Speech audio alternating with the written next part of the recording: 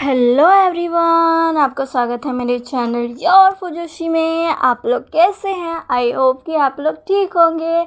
So finally after 2 years के बाद मैं अपने फर्स्ट चैनल यानी कि योर फुजोशी पे वापस आ चुकी हूँ। सच में गाइस, मुझे इस चैनल पर वापस आने की बहुत खुशी है, क्योंकि ये मेरा फर्स्ट चैनल था। उस समय मैं बहुत न्यू थी, लेकिन तब भी मैंने इस चैनल पर मेहनत की थी, स्टोरीज़ बनाई थी, कई मिस्टेक्स भी हुई, पर फिर भी आपने स्टोरी को पसंद किया था। और जब ये चैनल गया था ना, लिटरली मैं बता नहीं सकती मुझे कितना ज़्यादा बुरा लगा था।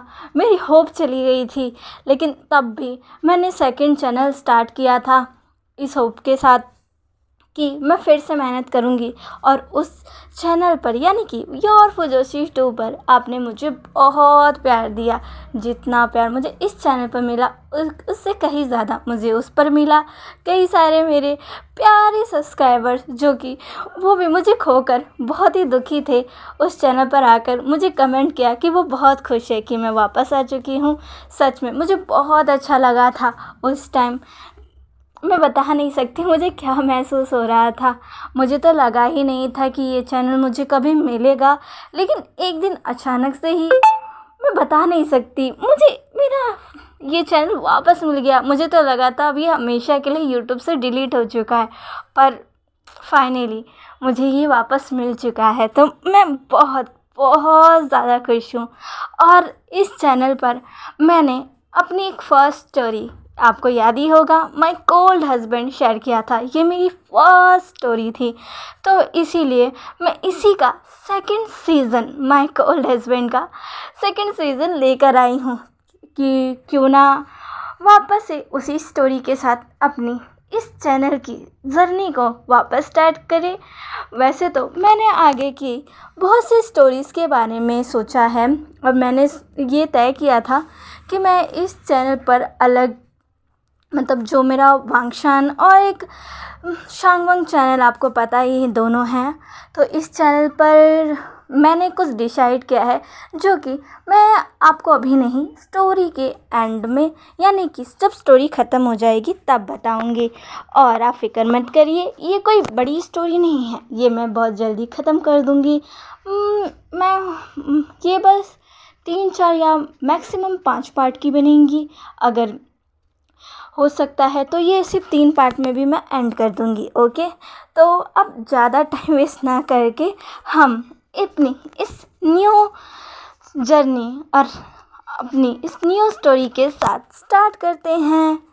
स्टोरी की स्टार्टिंग में हमें वेडिंग हॉल को दिखाया जाता है, जो कि बहुत ही खूबसूरती से डेकोरेटेड था। सारे लोग मुस्कुराते हुए अपने सामने के उस तो परफेक्ट कपल को देख रहे थे, जो कि एक दूसरे का हाथ पकड़कर स्टेज पर खड़े थे और अपने वॉल्स को ले रहे थे। सबकी नज़र में तो वो दोनों बहुत परफेक्ट थे, पर क्या उन दोनों की नज़र में वो थे? विंग जो कि अपने हस्बैंड को देख रहा था, जो कि एक्सप्रेशन लेस होकर उसे देख रहा था। विंग जिसे गुस्सा आ रहा था, आखिर इस इंसान के चेहरे पर कोई एक्सप्रेशन क्यों नहीं है? क्या वो खुश ही नहीं है? अगर खुश नहीं है तो वो उसने पहले क्यों नहीं कहा? कम से कम विंग तो बच जाता। विंग को बिल्कुल भी समझ नहीं आ रहा उसका हस्बैंड क्या फील कर रहा है। वो खुश है, दुखी है, उसे कुछ समझ ही नहीं आ रहा। जब विंग इससे पहली बार यानी कि फर्स्ट मीटिंग जब विंग की भांगजी से हुई थी, तब भी उसे भांगजी बिल्कुल समझ नहीं आया। उसे याद है उसकी फर्स्ट मीटिंग जब विंग वांगजी से मिलने गया था। वांगजी ने विंग से कह दिया था कि उसके पेरेंट्स चाहते हैं कि वो ये शादी करे, और उसने अपने पेरेंट्स का कहा कभी नहीं टाला है, इसलिए वो विंग से शादी करेगा। इसके अलावा विंग उससे कोई उम्मीद ना रखे। जैसे ही विंग ये सुनता है, उसका भी दिमाग सटक जाता है, और वो भी कहता है कि वो भी उससे शादी के लिए मरा नहीं जा रहा, उससे कोई फ़र्क नहीं पड़ता, वो भी ये शादी बस अपने पेरेंट्स के फोर्स करने पर कर रहा है। वांग जी जब ये सुनता है तो वो विंग को देखता है पर कुछ नहीं कहता। वो खड़ा होता है और कहता है तो फिर ठीक है, अब इससे आगे बात करने का कोई फ़ायदा नहीं है, तो मैं चलता हूँ। इतना कहकर वो वहाँ से जाने लगता है, जिसे देखने के बाद विंग पूरा शॉक हो चुका था कि ये क्या मतलब है, अभी तो हम आए ही हैं, इतनी जल्दी। विंग कहता है इतनी जल्दी? तभी वांग जी कहता है हाँ, मुझे अपना वक्त ज़्यादा बर्बाद करना पसंद नहीं। इतना कहते हुए वांग जी वहाँ से चला जाता है और विंग भी गुस्सा करते हुए पैर पटकते हुए वहाँ से चला जाता है। विंग जो कि अब अपनी वेडिंग वॉल्स को ले रहा था, प्रीत ने विंग से कहा कि वो मिस्टर लांग वांग जी को अपना हस्बैंड स्वीकार करता है तो कहे आई डू, जिस पर विंग जो कि एक नज़र वांग जी को देखता है, जिसके चेहरे पर कोई एक्सप्रेशन नहीं थे। विंग एक गहरी सांस लेता है और कहता है आई डू। जैसे ही विंग ये कहता है, प्रीस्ट वांग जी से सेम क्वेश्चन करता है, जिस पर वांग जी भी आई डू कहता है। प्रीस्ट उन दोनों को किस कर कर उनकी वेडिंग को लॉक करने को कहते हैं, जिस पर विंग वांग जी को देखता है कि क्या वो विंग को किस करेगा, जिस पर वांग जी आगे बढ़कर विंग की तरफ झुकता है, जिससे विंग वांग जी को देखकर ब्लश करने लगता है, पर वांग जी विंग के फोरहेड पर किस कर कर दूर हट जाता है। विंग जो कि वांग जी को घूर कर देख रहा था, विंग ने उस समय कुछ भी नहीं कहा, बस गहरी सांस ली और वहीं खड़ा रहा और बाकी सारे लोग उनके लिए क्लैपिंग करने लगे। ऐसे ही बुरी शादी अच्छे से जाती है।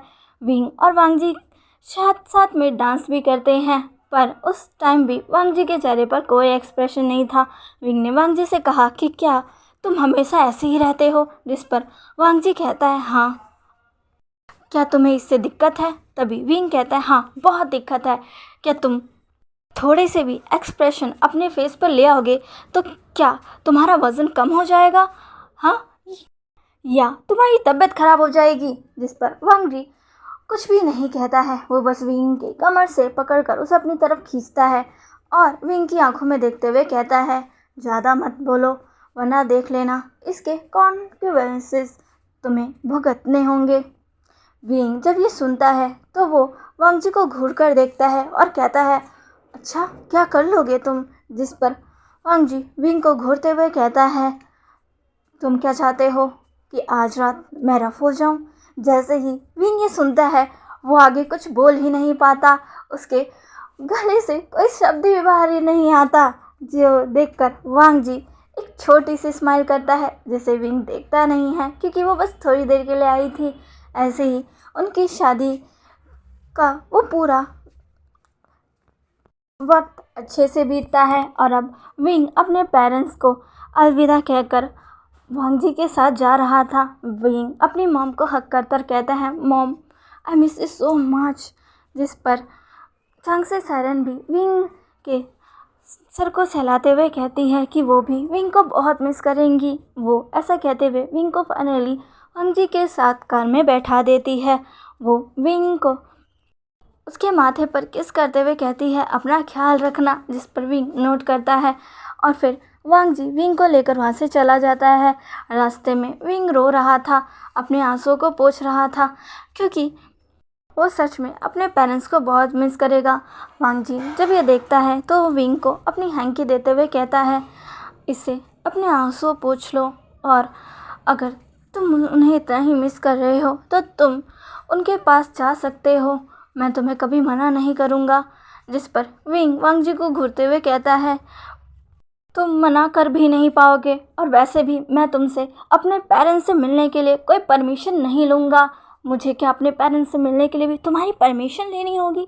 जिस पर वांग जी कहता है बिल्कुल भी नहीं, अगर तुम चाहते हो तो तुम कभी भी अपने पेरेंट्स से मिलने जा सकते हो, तुम्हें उससे परमिशन लेने की कोई ज़रूरत नहीं है। जिस पर विंग कहता है वो तो मैं पहले भी नहीं लेने वाला था।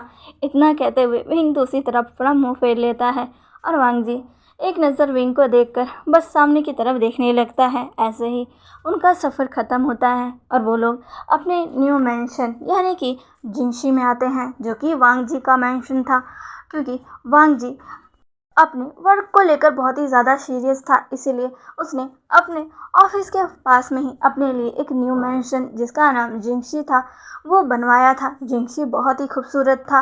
वांग जी विंग को लेकर अंदर जाता है, पूरी जिंगशी बहुत ही खूबसूरत तरीके से डेकोरेटेड थी। विंग का स्वागत करने के लिए सारे मेड्स और आंशु भी वहाँ पर थी। आंशु विंग का वेलकम करती है। विंग पूरे मेंशन को देखता है और देखकर बहुत ही ज़्यादा खुश हो जाता है क्योंकि उसे ये मेंशन बहुत पसंद आता है। आंशु विंग को अब वांग जी के कमरे में लेकर जाती है। वांग जी का कमरा सच में बहुत ही सुंदर लग रहा था क्योंकि वो आज की नाइट के लिए रेड कलर से डेकोरेटेड जो था। बेड पर रोज पेटल्स बिखरे हुए थे जिसे देखने के बाद विंग के एयर्स थोड़े से रेड हो जाते हैं। उसे याद आने लगता है उसके दोस्तों की कही गई वो सारी बातें, खासकर उसके फ्रेंड हुईसंग की, जिसमें हुईसंग कह रहा था वी वॉटर संभल कर रहिएगा, मुझे लगता है आपके हस्बैंड की स्ट्रेंथ बहुत ही ज़्यादा है, क्या पता वो आपको पूरी रात सोने ना दे और सुबह आप चलने फिरने के लायक ना बचो। जिस पर विंग हुईसंग को एक पंच मारते हुए कहता है यू शेमलेस, अपनी बकवास बंद करो। जिस पर वेंचिंग हंसते हुए कहती है उसे क्यों मार रहे हो, वो सही तो कह रहा है। क्या पता विंग एक हफ्ते तक अपने कमरे से बाहर ही ना आ पाए। एक हफ्ता क्या, शायद 2 या 1 महीना। इतना कहते हुए वहाँ सभी हंसने लग जाते हैं और विंग का चेहरा पूरा रेड हो जाता है। विंग ये सारी बातें याद ही कर रहा था। तभी आंशु विंग से कहती है कि वो यहाँ बैठे, वांग जी थोड़ी देर में ही आ जाएगा। इतना कहकर आंशु वहाँ से चली जाती है। विंग जो कि पूरे रूम को देखता है, फिर वो कबर्ड के पास चला जाता है। विंग फ्रेश होना चाहता था क्योंकि अब वो और इस वेडिंग ड्रेस में नहीं रह सकता था। विंग को मिसेस लैन ने पहले ही कह दिया था कि उसका सारा सामान जिंगशी पहुंच चुका है, इसलिए विंग जब कबर्ड खोलकर देखता है तो सच में उसका सामान वहां पर वांग जी के कपड़ों के साथ था। जिसे देखने के बाद विंग अब जल्दी से अपने कपड़े को लेता है और फ्रेश होने के लिए चला जाता है। कुछ समय बाद जब वांग जी रूम में आता है तो वो देखता है कि विंग वहाँ नहीं है। तभी उसे वॉशरूम से शार की आवाज़ आने लगती है। वांग जी समझ जाता है कि विंग अभी शावर ले रहा है। वांग जी अब अपने सर को पकड़ता है, पता नहीं क्यों अभी उसे बहुत ही हॉट फील हो रहा था। जब से आंशु ने उसे वो चीज़ पीने को दी थी, वो एक स्पेशल ड्रिंक थी जो हर लैन को उनकी वेडिंग नाइट पर दी जाती है। वांग जी के लिए ये भी उसकी फैमिली का एक रिचुअल था, एक रूल था जिसे वांग जी तोड़ता नहीं और बिना कोई सवाल किए उसे पी जाता है। आंशु जब वांग जी को वो पीते हुए देख रही थी तो वो बहुत हंस रही थी, जिसे देखने के बाद वांग जी उनसे पूछता है कि वो इतना हंस क्यों रही है, पर आंशु कुछ भी नहीं कहती और वो अब वांग जी से अलविदा लेकर वहाँ से चली जाती है। बाकी सारे मेट्स भी वहाँ से चले जाते हैं। वांग जी अब कबर्ड में से अपने कपड़ों को लेता है और दूसरे रूम में फ्रेश होने के लिए चला जाता है। कुछ देर बाद विंग फाइनली फ्रेश होकर बाहर आ चुका था। वो देखता है कि वांग जी अभी भी रूम में नहीं है। विंग कि थोड़ी देर सोचता तो है कि वांग जी कहाँ है, फिर वो कहता है कि छोड़ो कहीं भी रहे। इतना कहकर विंग जाकर बेड के एक साइड बैठ जाता है। फिर वो अपने फ़ोन को लेकर अपने फ्रेंड्स के मैसेजेस को चेक करने लग जाता है, जिस पर उसके फ्रेंड्स ने उसे उसके फर्स्ट नाइट के लिए ऑल द बेस्ट कहा था। किसी ने तो विंग को उसके फर्स्ट नाइट के लिए कई सारी राय दी थी, कई ने कई सारे मेडिसिन सजेस्ट किए थे जिसे खाने के बाद विंग को उसके पेट में राहत मिलेगी। और हुईसंग तो सबसे अलग, उसने तो एक वीडियो ही सेट कर दी थी जिसे देखकर विंग अपनी फर्स्ट नाइट को अच्छे से एंजॉय कर सकता है। उसने नीचे ये भी लिखा था कि इसे देखने के बाद आप अपनी फर्स्ट नाइट अच्छे से एंजॉय कर सकते हैं। विंग जिसने जब वीडियो देखी तो उसे बहुत गुस्सा आया, अपने सारे फ्रेंड्स पर उसे बहुत गुस्सा आता है। वो सबको मैसेज करता है कि तुम सब पागल हो, अपनी बकवास बंद करो।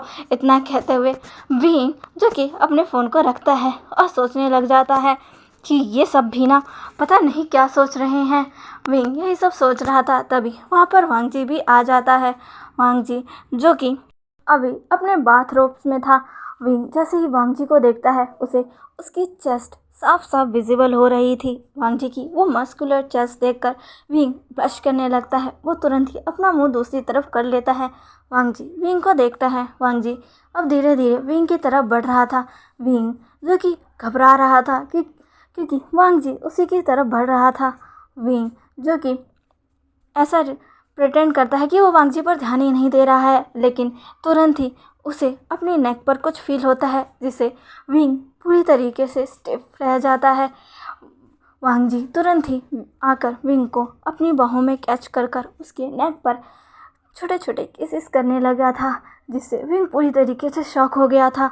वांगजी ने अपने दोनों हाथों से विंग के वेस्ट को टाइटली होल्ड किया हुआ था और विंग के नेक को सक किया जा रहा था। विंग जो कि वांगजी के हाथों पे हाथ रखता और कहता है क्या कर रहे हो, कि तुम ये क्या कर रहे हो। वांगजी जो कि धीरे धीरे किस करते हुए विंग के ईयर्स के पास जाकर कहता है वही जो मुझे करना चाहिए। इतना कहते हुए वो विंग के ईयर्स पर बाइट कर लेता है, जिससे विंग चीख जाता है। विंग कहते क्या कर रहे हो लैंसन, वांगजी। लेकिन वांगजी विंग की बिल्कुल नहीं सुनता। वो विंग को तुरंत ही बेड पर लेटा देता है और उसके ऊपर आ जाता है।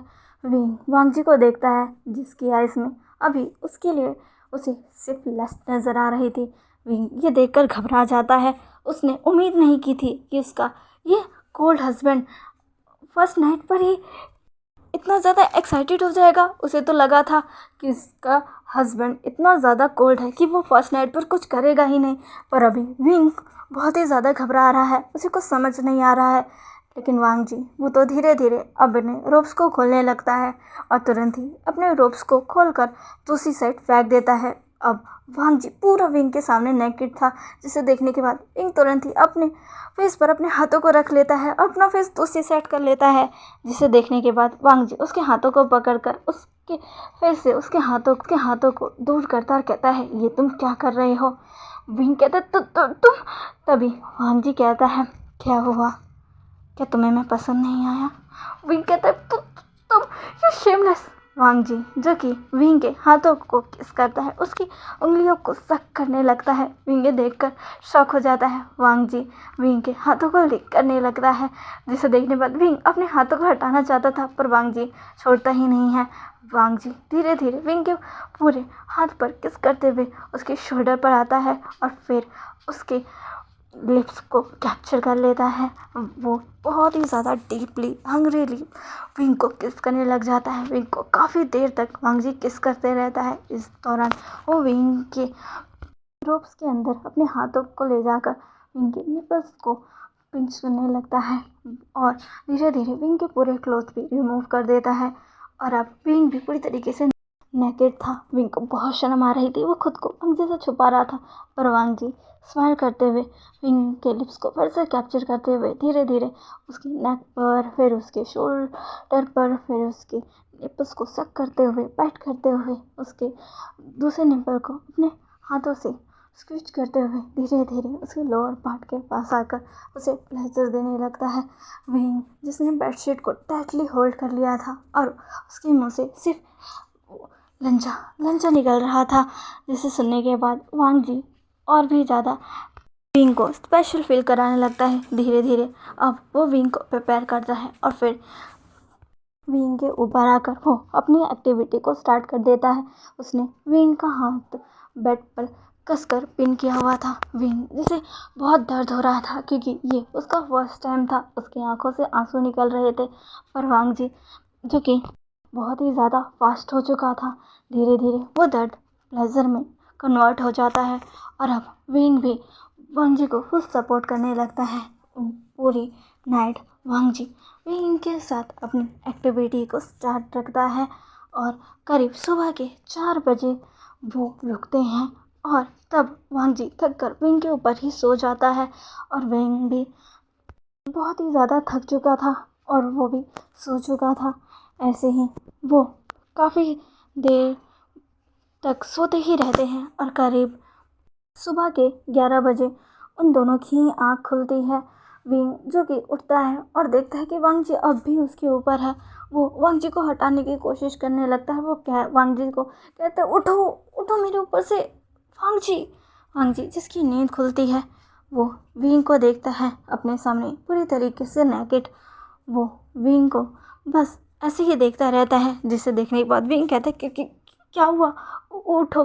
पर विंग इससे आगे कुछ और कह नहीं पाता। वांगजी ने फिर से विंग के लिप्स को कैप्चर कर लिया था और उसने अपनी एक्टिविटी फिर से स्टार्ट कर दी थी।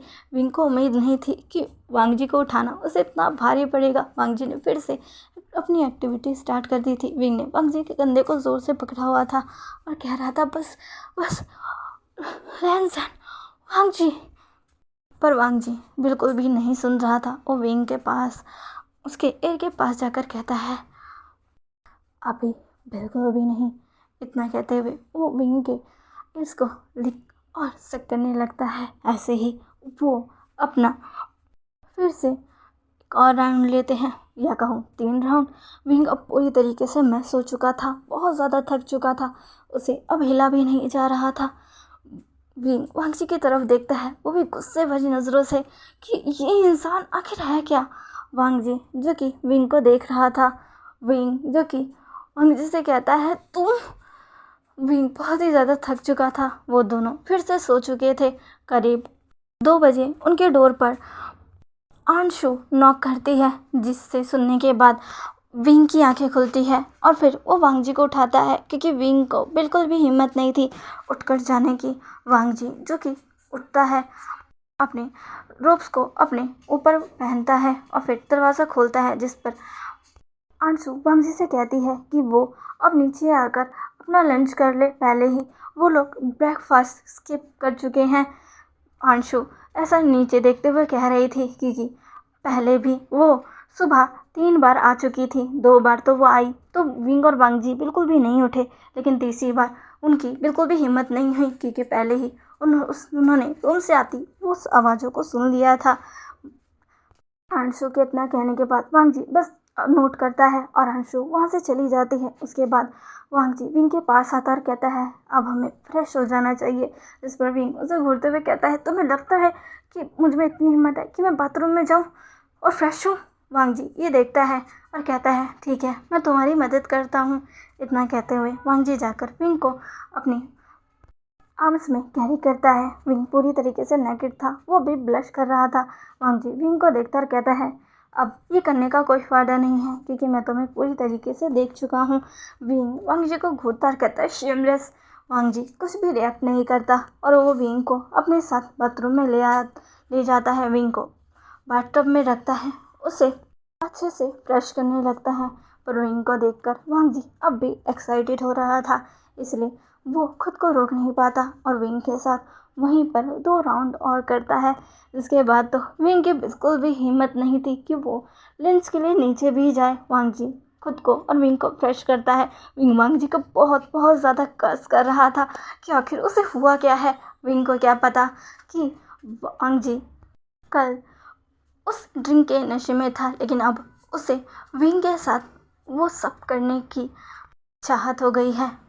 कल तो वांग जी को थोड़ा नशा था, पर आज वांग जी सच में विंग के साथ वो सब करना चाहता था, इसीलिए वो खुद पर कंट्रोल नहीं रख कर पाता और विंग के साथ 2 बार अपनी एक्टिविटी को करता है। वांग जी को पता था कि उसने विंग को बहुत ज़्यादा थका दिया है, इसलिए वो विंग को और परेशान नहीं करता। उसे अच्छे से फ्रेश कर उसे क्लॉथ पहनने में भी वो मदद करते हुए बेड पर रख कर और खुद नीचे जाकर विंग के लिए उसका लंच लेकर आता है। विंग को वो खुद से उसका लंच करवाता है, फिर उसे मेडिसिन भी देता है और फिर विंग को आराम करने के लिए कहता है। विंग जो कि वांग जी को गुस्से में घूर रहा था, वांग जी विंग से कहता है, जानता हूँ तुम मुझसे नाराज़ हो, पर ये तो मेरा हक था। विंग जब ये सुनता है तो कहता है, तुम्हारा हक था, इसका क्या मतलब है? तुम पूरे समय मेरे साथ। तभी वांग जी कहता है, अगर तुम तैयार हो तो मैं कर सकता हूँ। विंग फिर से कहता है, यू शेमलेस। इतना कहते हुए विंग दूसरी तरफ इसका लेता है, जिससे वांग जी थोड़ा सा स्माइल करता है, पर वो फिर अपने उसी एक्सप्रेशनलेस फेस के साथ कहता है, तुम आराम करो, मैं अभी आता हूँ। इतना कहने के बाद वांग जी वहाँ से जाने लगता है। विंग वांग जी की तरफ देखकर कहता है, इतना सब हो जाने के बाद भी इसका व्यवहार अभी भी ठंडा ही है, चेहरे पर कोई एक्सप्रेशन नहीं है। मेरा हस्बैंड कैसा है? इतना कहते हुए विंग अब अपना सर पिल्लो पर रख लेता है और कहता है, पता नहीं आगे क्या होगा। तो चलिए गाइस, आज के लिए बस इतना ही। आज का पार्ट आपको कैसा लगा प्लीज़ प्लीज़ प्लीज़ मुझे कमेंट करके ज़रूर बताइएगा। ओके। अगर ये स्टोरी आपको पसंद आई तो प्लीज़ मेरे चैनल को लाइक शेयर एंड सब्सक्राइब ज़रूर से कीजिएगा। ओके, मिलते हैं अब इसके नेक्स्ट पार्ट में। बाय।